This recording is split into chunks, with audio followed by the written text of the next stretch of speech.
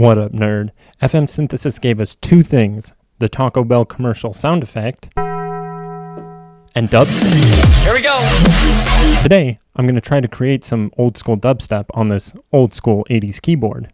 Let's dive on in. Okay, so the first thing we have to do is set our tempo.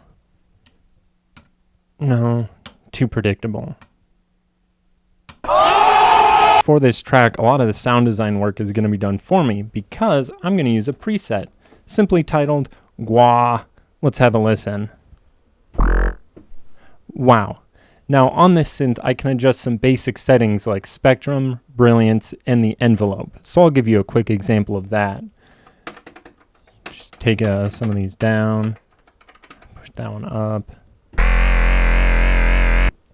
Right, and now it's different. So throughout the track, I will be adjusting these settings to change up the sound.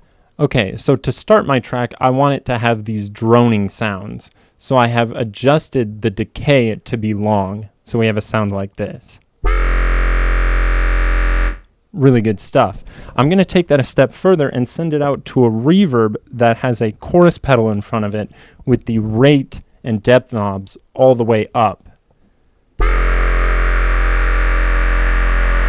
That gives it this really thick ambient sound. To make it even more thick, I'm layering that with a sound from my Yamaha CS01.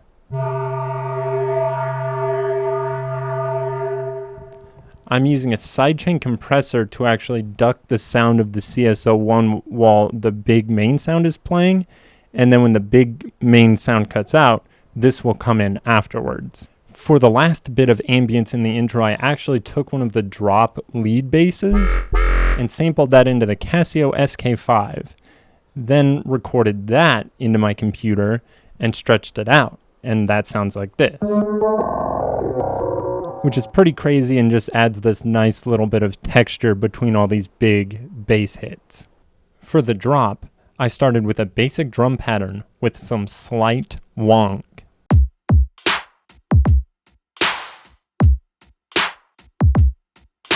And now it's time for everybody's favorite part, the drop basses. For this track, I wanted to keep the processing minimal just to see what this synth could do. So I've only added an EQ, a little bit of OTT, and the Voxengo tube amp. To record the bass line, I made a MIDI sequence on my computer. Once I have that MIDI sequence going, I can then, while recording, adjust some of the different settings on the synth, as well as send amounts for a delay effect and that reverb. Once I had all of those recordings in my computer, I was able to find the best parts and chop everything up, reverse things, stretch things out, get a nice little groove going. To fill out the drop, I added some synth strings in the background. To do that, I just loaded up a synth strings preset on this Yamaha, but I'm also sending out what I'm playing here through MIDI into my Casio CZ5000. Then both of those are getting sent into the mixer and into my reverb.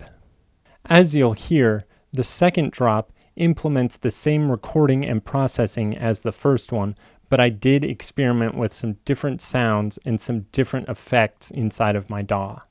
Anyways, here it is, the final track.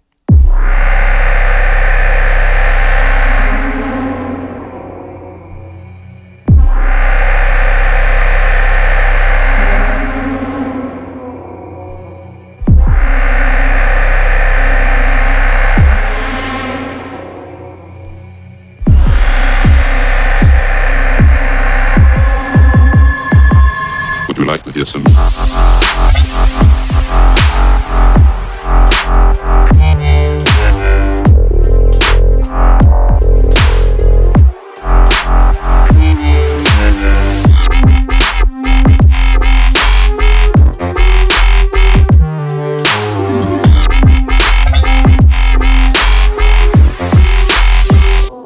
Would you like to hear some music?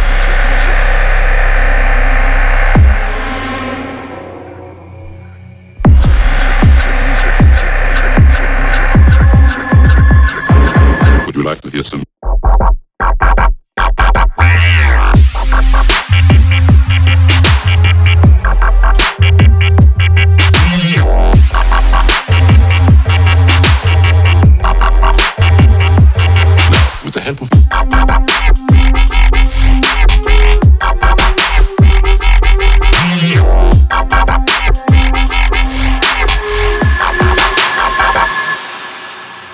So there it is. This was just a simple track seeing what I could do with this old keyboard. If you have an idea for a genre or a sound I could make with any of my old keyboards, feel free to leave a comment below. Or just leave a comment saying hey. Anyways, I gotta go. Bye.